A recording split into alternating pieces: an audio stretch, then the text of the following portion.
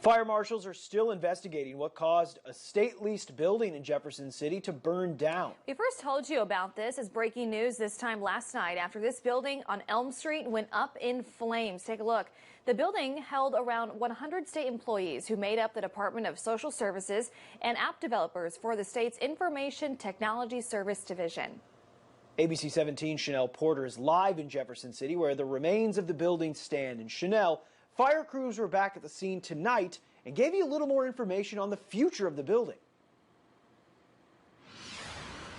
Yeah, Deb and Lucas, fire crews told me within the last 2 hours that the state plans on sending a recovery team in to recover anything that can be salvaged before the remainder of this building can be demolished. Now, we talked to crews all day to gather information on what's going to happen moving forward. Around 8:50 on Monday evening, the Jefferson City Fire Department responded to a fire on the 1600 block of East Elm Street. This is a large response for our organization. 21 firefighters on scene, multiple apparatus. We also were assisted by the Jefferson City Police Department for traffic control. Fire officials first on scene reported heavy fire coming from the roof, with no alarms going off. Crews ran water for 8 to 10 hours before the fire finally went out. Governor Mike Parson's office released a statement today saying that the state is using alternative options to ensure that the work of these employees can continue. State IT Director Jeff Wan says people who used to work in this building will go to different locations.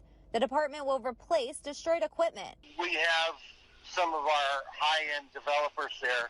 That means there's a lot of very expensive computer equipment, workstations, double monitors, those kinds of things. A long-term state employee that has worked in the building says ITSD conducts yearly disaster recovery drills. Each day, data is backed up on hard drives and servers located outside the building. Juan said some employees have worked in this building for nearly 20 years and may have lost personal mementos in the fire. It's going to be really tough on the staff that work there because it's just not a place to work.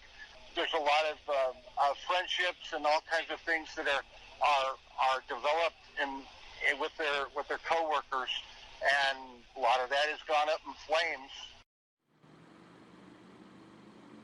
Luckily, no one was inside at the time of the fire here last night, and no injuries have been reported. Now, Elm Street, which is on the opposite side of this building, was shut down until this afternoon because of the concern of toxic fumes because of the many computers that were inside of this building. Reporting live in Jefferson City, Chanel Porter, ABC 17 News. All right, Chanel, thank you. ITSD also rents the building, and the contract for lease was actually wrapping up, and bids were going out in December. Now, as the investigation into the fire continues, we'll update you on any new details right here on air and online at abc17news.com.